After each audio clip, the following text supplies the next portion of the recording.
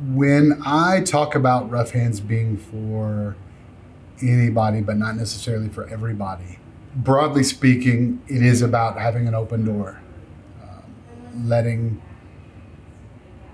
this be a place where anybody could come in and find success, find a home, if they choose to make it one. But the last part I think is important. So Rough Hands is for anybody, but it's not necessarily going to be for everybody. And in my experience, that has a lot more to do with a mindset and a mentality way more than a body type. Very rarely have I experienced people walking in and being like, this just doesn't work for my body. And that's coming from a place where we've had literally every type of person and shape come in the doors. Normally it's a mindset thing. And I think it boils down to people that are unable or unwilling to deal with what initially seems like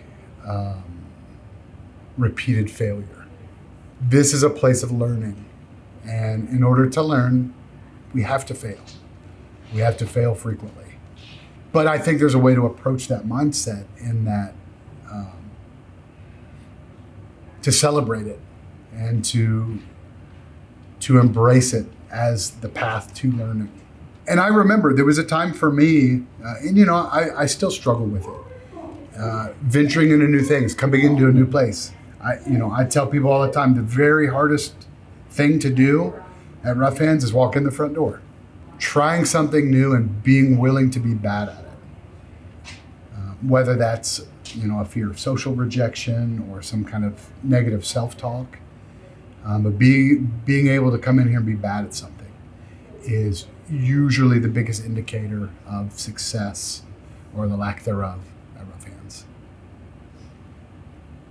What else? You got anything to add to that? Well, I agree. I think people frequently ask about, what's the secret to success in jiu-jitsu? And I think ultimately it's showing up and accepting failure and embracing failure. Failure is where you grow.